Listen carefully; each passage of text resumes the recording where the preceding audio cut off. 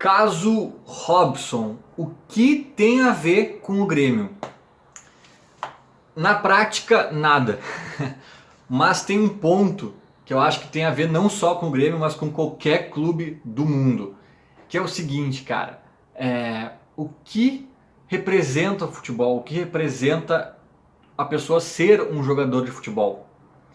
A gente sabe que ele não é um trabalhador normal, né? Como qualquer outro do mundo, por N motivos, né? Pelos salários, começa por aí já, fora da curva, de qualquer comparação com qualquer outro trabalhador de carteira assinada. Os horários, a data, o prazo de validade, né? Os caras com menos de 40 anos já estão aposentados. Tem muitos fatores que diferenciam um jogador de futebol para qualquer outro tipo de trabalhador. Mas tem um ponto que eu acho que é bem importante ser salientado, que é o simbolismo, né? O que representa. E a gente não pode esquecer que o futebol ele é construído, ele é criado, tomou a proporção que tomou, né? O tamanho que tomou no mundo, muito por esse simbolismo, por essas questões subjetivas, né? Eu sempre digo, se a gente for levar tudo para o racional, para a razão, para a lógica, o futebol é doentio.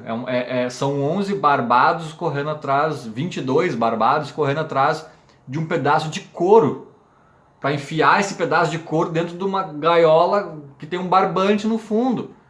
Né? Um esporte assim jamais tomaria a proporção que tomou se não tivesse repleto de elementos subjetivos, emocionais e irracionais. E dentro disso tem a figura do jogador de futebol, que ele é um ídolo, ou um potencial ídolo, né? A partir do momento que ele é alçado ao time profissional de um clube, ele é um possível ídolo.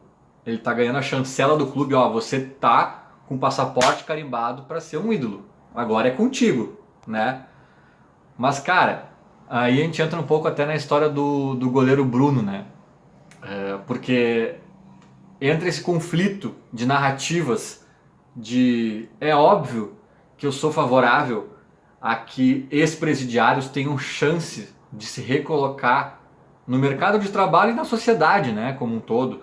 Porque se o cara sai de lá estigmatizado, com preconceito, com alguma questão, portas fechando, e ninguém nem quer ouvir o cara, ninguém nem quer saber se recuperou ou não, o que fez, o que deixou de fazer. E aí esse cara vai ser jogado à margem da sociedade, e aí sim ele vai ter que talvez recorrer ao crime para sobreviver, para dar um norte para a vida. E aí esse cara que talvez tenha roubado um remédio na farmácia porque o filho estava doente, ele não tinha dinheiro, esse cara daí talvez se torne um potencial criminoso de verdade, né? Se ele não receber oportunidades, portas abertas, compreensão, auxílio, enfim, muitas coisas.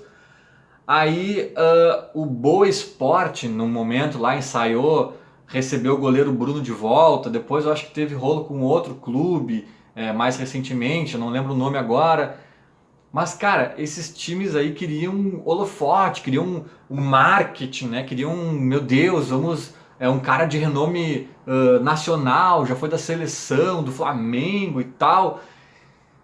Só que eles esqueceram de um elemento que é a idolatria, cara. Que é o exemplo, que assim, ó, crianças têm pôster de jogadores pendurado no quarto. Crianças brincam, jogam futebol entre amigos, dizendo: eu sou não sei quem, eu sou o Neymar, sabe?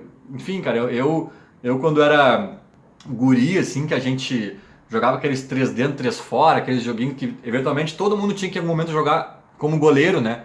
Quando eu era o goleiro, eu era o Darley, né, cara? Eu sou de 85, então ali 94 eu tinha 9 anos, 95, 10, essa idade aí, eu pegava a bola e gritava, Darley, sabe? Então, assim, tipo, é um norte, é uma referência, melhor dizendo, né, que a gente tem, assim, como criança, até mesmo adultos, cara, se baseiam em jogadores, tem como espelho, tem como uma referência, né? Então, muitas coisas que são ditas ou principalmente ações, né, coisas que são feitas, pesam, tem uma responsabilidade por trás. Esse salário gigantesco que eles ganham, esse direito de imagem que eles ganham, tem também um porquê. Que imagem é essa? Que imagem é essa né? Tem uma responsabilidade social até mesmo embutida nessa imagem. E tudo isso para dizer que o envolvido nos bastidores do caso Robson é o Fernando, volante criado no Grêmio, na base gremista. Chegou a jogar no Grêmio em alguns momentos como titular. Depois foi se eu não me engano, pro Spartak. Não, o Spartak foi onde ele estava quando deu o rolo. Pro Shakhtar Donetsk ele foi, passou pela Itália, passou em outros clubes, agora está na China, mas é cria do Grêmio.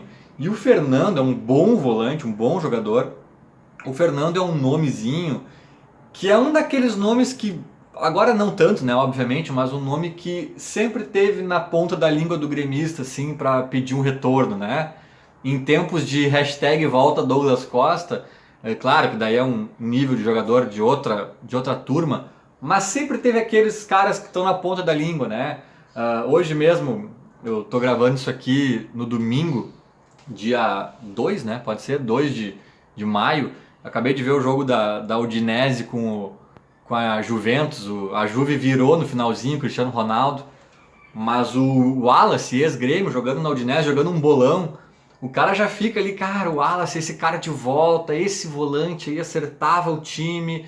Né? O Lucas Leivas, tanto se falou desde que ele foi pro Liverpool. E outros nomes, né, que saem daqui. E eu acho que isso deve ocorrer com todos os torcedores de todos os clubes, nem só brasileiros, acho que sul-americanos, né? A gente é meio patinho feio nessa história aí. Os caras realmente bons acabam saindo e a gente fica com aquela expectativa de que voltem.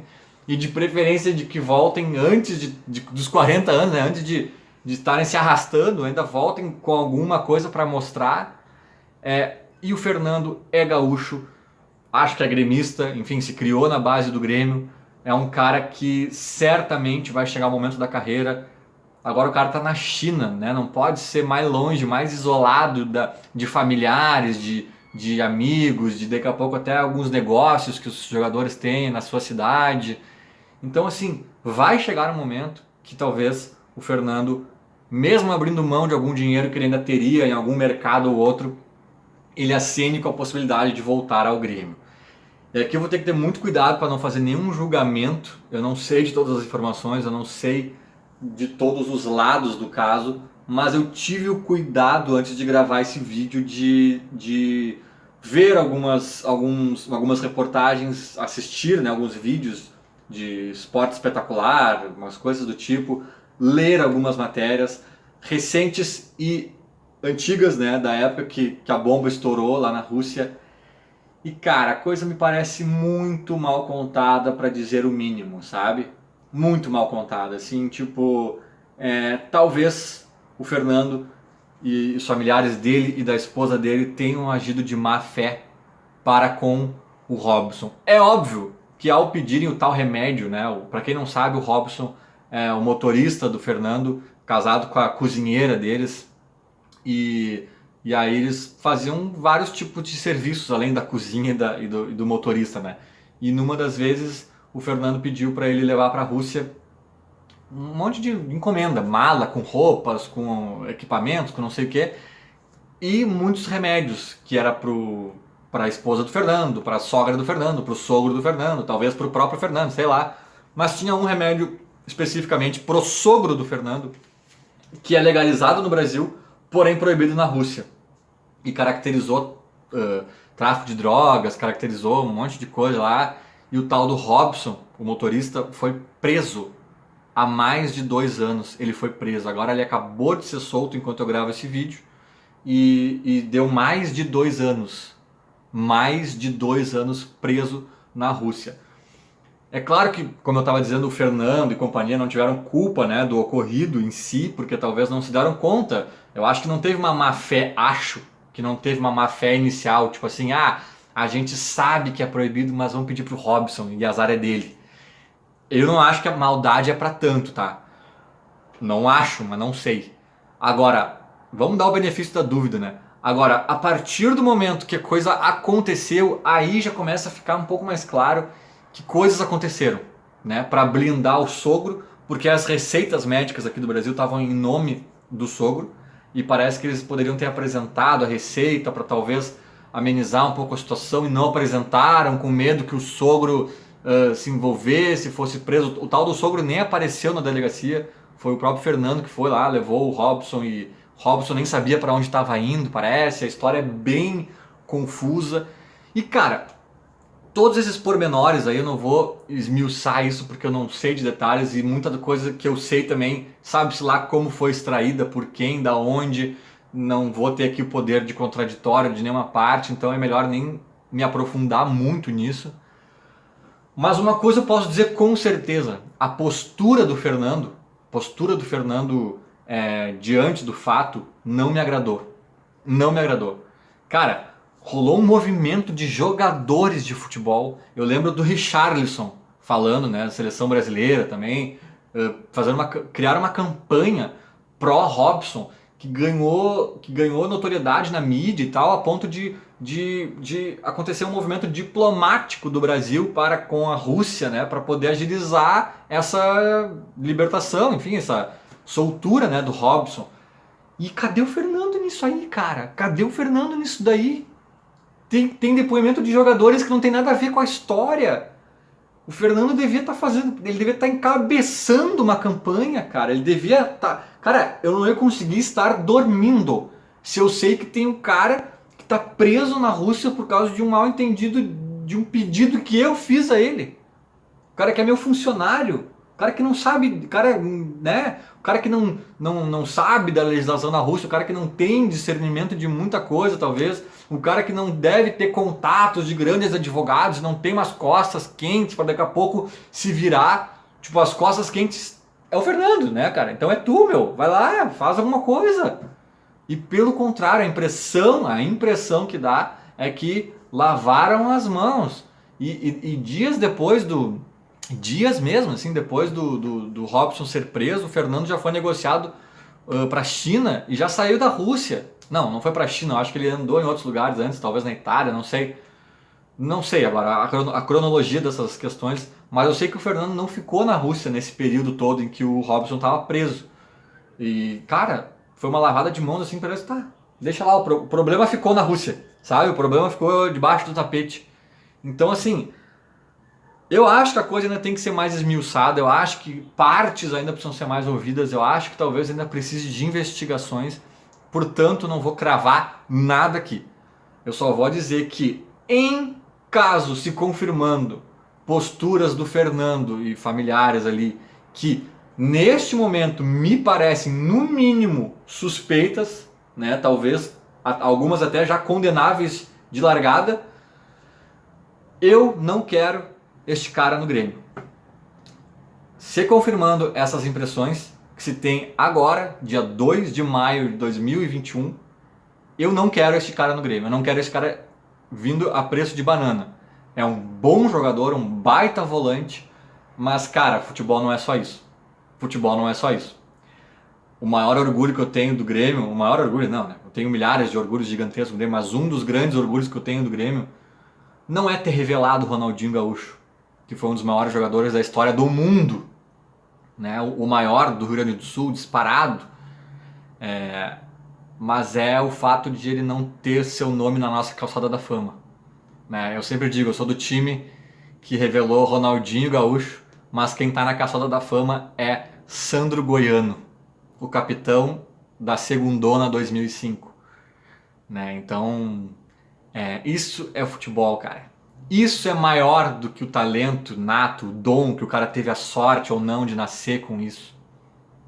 Pra mim isso diz muito mais, sabe? Então, e às vezes é muito fácil punir um jogadorzinho reserva, não sei o que, e daqui a pouco, né, o Tite, na seleção brasileira, algum jogador faz uma cagada ali, não sei o que, pisa na bola, aí o Tite vai lá e desconvoca pra Copa do Mundo o Fernandinho, se bem que o Fernandinho o Tite amava, né? Mas sei lá, um outro cara assim, até meio reserva, assim, o Jeromel na Copa de 2018. Ah, desconvocado o Jeromel. Faz isso com o Neymar que eu quero ver. Faz isso. Desconvoca o Neymar se ele pisar na bolinha ali um pouquinho antes da Copa, né?